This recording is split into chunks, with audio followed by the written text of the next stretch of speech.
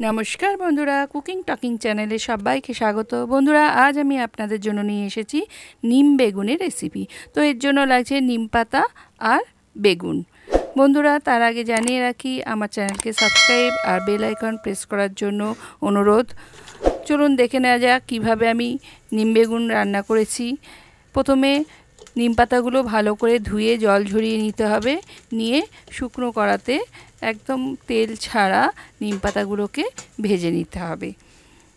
বন্ধুরা, এখন বসন্তকাল এসে গেছে, শীতের শেষ, গরমের শুরু, তাই আমাদের শরীরের দিকে যত্ন নিতে হবে। এই সময় প্রচুর বিভিন্ন ধরনের ভাইরাস ঘুরে বেড়ায়, যার জন্য সবাই খুব অসুস্থ হয়ে পড়ে। তাই এই নিম পাতাটা রেগুলার না হলেও সপ্তাহে একদিন দুদিন খাওয়া উচিত। যাই হোক, আমার নিম পাতা ভাজা হয়ে গেছে দেখুন। এবার আমি দেখে নেব নিম পাতাগুলো গুঁড়ো করা যাচ্ছে কি না। হ্যাঁ, হাতের সাহায্যে দেখে নিচ্ছি, হ্যাঁ গুঁড়ো হয়ে যাচ্ছে।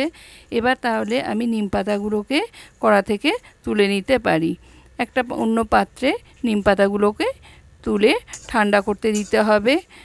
ঠান্ডা হওয়ার পর তবে নিম পাতাগুলোকে গুঁড়ো করতে হবে। এই কড়াইতে এবার আমি কেটে রেখেছি বেগুন, সেই বেগুনগুলো ভেজে নেব। তার জন্য সর্ষের তেল দিয়ে দিলাম। দেখুন, সর্ষের তেল আর একটু ফোড়ন দেব, 5 ফোড়ন দেব।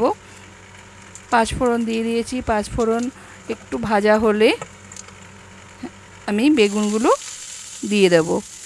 সব বেগুনগুলো দিয়ে দিয়েছি। দিয়ে এবার ভালো করে 5 ফোড়ন আর সর্ষের তেলের সাথে নাড়িয়ে নিতে হবে। এবার দিয়ে দিচ্ছি নুন আর হলুদ। ব্যাস, আর বিশেষ কিছু লাগবে না। এইভাবে ভালো করে বেগুনগুলো এখন নেড়ে চেড়ে নিয়ে একটা ঢাকা চাপা দিয়ে দিতে হবে, বেগুনগুলো যতক্ষণ না সেদ্ধ আর ভাজা হয়। এদিকে আমি এই নিম পাতাগুলো গুঁড়ো করে নিচ্ছি হাতের সাহায্যে। দেখুন, খুব সুন্দর ভাজা হয়েছে, গুঁড়ো হয়ে যাচ্ছে এবং আওয়াজও হচ্ছে, কড়কড় আওয়াজও হচ্ছে গুঁড়ো করার সময়।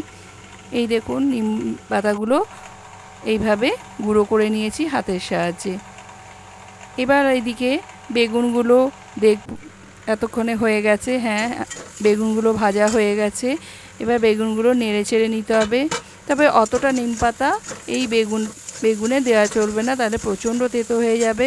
আমি পুরো নিম পাতা দেবো না, কিছুটা নিম পাতা দিয়ে দিচ্ছি আর কিছুটা রেখে দেব। এটা রাখা যায়, অনেক দিন ভালো থাকে। নেক্সট দিন আলু সেদ্ধর সাথে খাওয়া যাবে। আলু সেদ্ধর সাথেও নিম পাতা খুব ভালো টেস্ট হয়। এবার একটু চিনি দিয়ে দিলাম টেস্টের ব্যালেন্সের জন্য। হয়ে গেছে প্রায় আমার নিম বেগুন ভাজা। বন্ধুরা, আপনারাও বাড়িতে এই ধরনের এই সময় নিম বেগুন ভাজা বাড়ির সব বাচ্চাদের বা বড়দের সবাইকে খাওয়াবেন। এই দেখুন, আমার নিম বেগুন ভাজা হয়ে গেছে। আর এটা এবার আমি এটি পাত্রে তুলে নেব। এই দেখুন, একটু এই নিম পাতাটা অবশিষ্ট রয়েছে, এটা অন্য দিন আলু সেদ্ধর সাথে মাখিয়ে খাওয়া হবে।